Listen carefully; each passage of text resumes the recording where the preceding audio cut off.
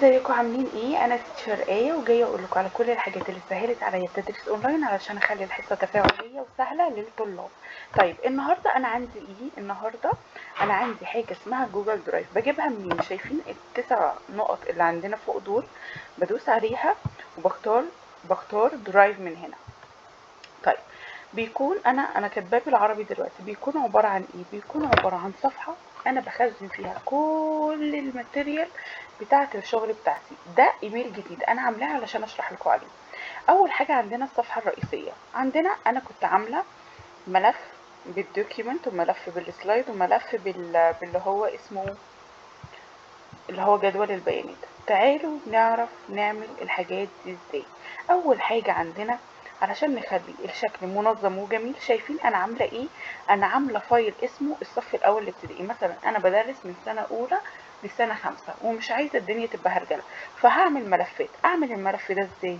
بدوس على جديد وبدوس ملف جديد. انا هسمي مثلا ملف الصف الثاني الابتدائي واقوم دايسة انشاء. هيجي عندي فين؟ هيجي عندي في ملفاتي هنا او في الصفحة الرئيسية. لو احنا عملنا ريفرش هنا ثانية واحدة،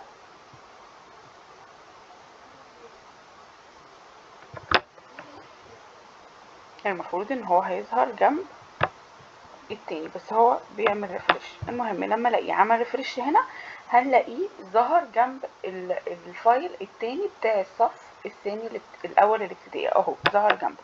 بقى عندي ده وبقى عندي ده. طيب انا دلوقتي عملت الملف، عايزة احط ماتيريال للطلاب مثلا في الصف الاول او في الصف التاني. تعالوا نروح للصف التاني علشان خاطر هو نبتدي على بياض كده. طيب انا دلوقتي مدرسة عربي وعايزة اعمل ماتيريال للطلاب. انا مش هستخدم دي عبارة عن ايه؟ دي لما ادوس عليها وادوس مستند فارغ هيفتح تاب جديدة. هوريكم شكلها هيبقى عامل ازاي عشان برضو تبقوا عارفينها للي هيكون محتاجها. دي عاملة زي برنامج الوورد كده. بديل برنامج الوورد بس على الجوجل درايف. اكتب فيه اللي انا عايزاه، اعمل مذكرة، اعمل ملزمة، اعمل اللي انا عايزاه وهي بتتحفظ اوتوماتيك. مجرد ان انا كتبت هو محفوظ، ولا ادوس بقى على سيف ولا ادوس على سيف اف ولا از قصدي، ولا خاف ان النور يقطع ولا خاف ان اللاب يفصل ولا خاف اي حاجه. كل حرف بكتبه بيتسجل اوتوماتيك. بصوا الكلمه اللي هي مكتوب جاري الحفظ دي هو بيتحفظ. مجرد ان انا ادوس اكس هيكون اتحفظ. طيب انا عايز او انا عايزه ان انا اسميه. شايفين على هنا بلا عنوان، هاجي هنا ادوس عليها وادوس مثلا ملف واحد. مجرد ما ادوس على اكس ملف واحد ده هيتحفظ فين؟ هيتحفظ في الصف الثاني الابتدائي اللي انا اوريدي موجودة فيه. طيب انا دلوقتي عايزة اعمل جداول. هيفتح تاب جديدة جداول هنا. انا بصراحة معرفش الجداول دي المفروض بنستخدمها في ايه، لان انا تاني مدرسة عربي مش مدرسة ولا ماس ولا حسابات ولا الحاجات دي، فصحابها هم هيعرفوا المفروض يستخدموا فيها ايه. طيب نيجي بقى انا بستخدم ايه وبحبه جدا. انا بستخدم حاجة اسمها العروض التقديمية من جوجل. طيب العروض التقديمية من جوجل ده بيفتح لي ايه؟ بيفتح لي زي ما انتوا شايفين كده.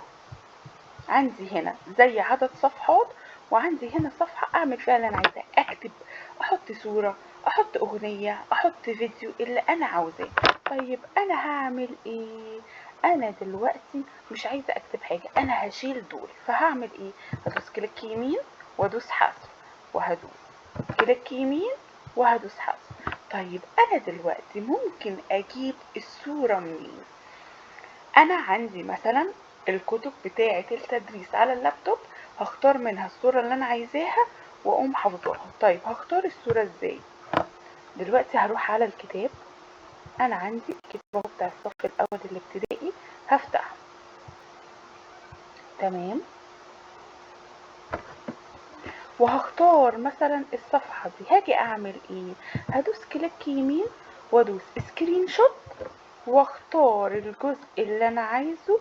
ازاي؟ هدوس كليك شمال واحرك كده بالماوس لحد ما اختار الصفحة دي.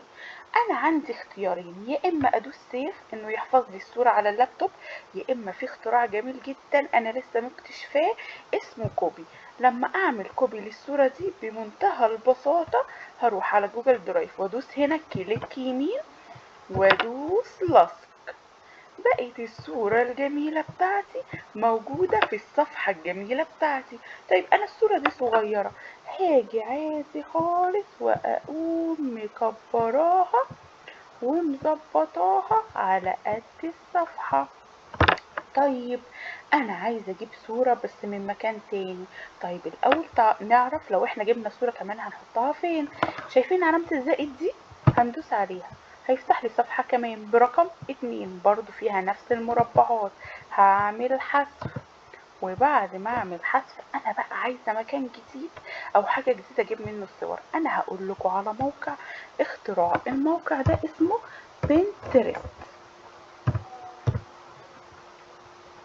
بنترست ده يا جماعة سحر في كل حاجة في الدنيا. انا هدخل عليه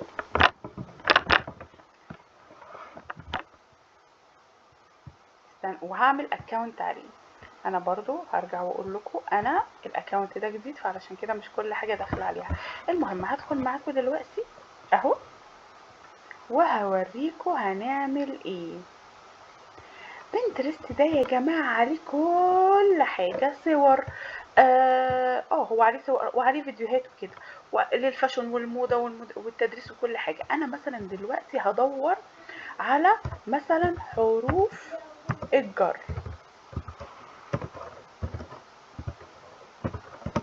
وهدوس اوكي. شايفين يا جماعة كم الصور اللي موجودة وكم الأسئلة اللي في الصور اللي موجودة وكم الحاجات اللي ممكن نستخدمها للطلاب. حاجات كتيرة جدا جدا وكلها ألوان وحاجات. يعني مثلا أنا عجباني الصورة دي، هعمل ايه؟ هدوس عليها، وبعد ما ادوس عليها شايفين التلات نقط اللي جنب بعض دول، هدوس عليهم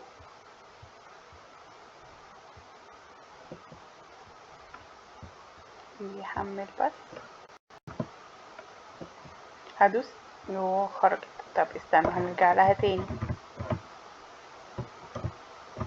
مثلا هروح لدي، دي حلوة اهي ظهرت عندي تاني، هدوس عليها كليكي على الثلاث نقط دول، بيبقوا موجودين على الشمال او موجودين على اليمين اي حاجة، وادوس داونلود ايمج. انا الايمج اللي بيتعمل لها داونلود بتروح في الفايل بتاع داونلود. هرجع تاني على جوجل درايف بتاعي وهدوس ادراج. انا عايزة الصورة اللي انا حفظتها، هاجي عند الصورة وادوس تحميل من جهاز الكمبيوتر. اهي الصورة موجودة عندي، هدوس اوبن. الصورة ظهرت في الصفحة بتاعتي.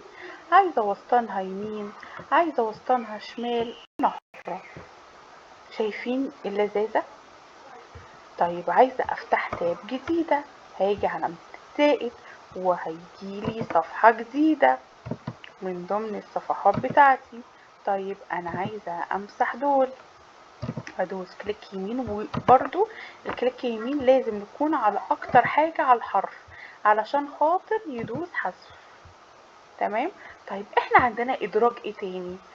لو انا عايزة احط شكل من الاشكال الهندسية، لو انا عايزة احط جدول، لو انا عايزة احط رسم بياني، لو انا عايزة احط خط كده خط كده، لو انا عايزة احط فيديو صوت، اي حاجة من الحاجات دي اقدر احطها.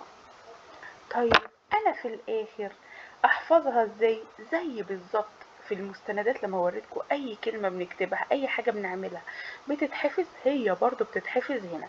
يعني مجرد ما ايدي تدوس غلط هنا عادي خالص هو محفوظ. طب انا عايزة اسميه، هاجي على هنا وهدوس مثلا ملف رقم 2، اتحفظ عندي. لما اجي ادوس على علامة اكس هلاقيه ظهر عندي هنا اهو ملف رقم 2. طيب انا عايزة افتحه، هدوس هنا. طيب انا عايزة الصورة تبقى كبيرة، اعمل ايه؟ شايفين كلمة عرض شرائح دي؟ شفتوا انا لما دوست على عرض شرائح كبرت ازاي؟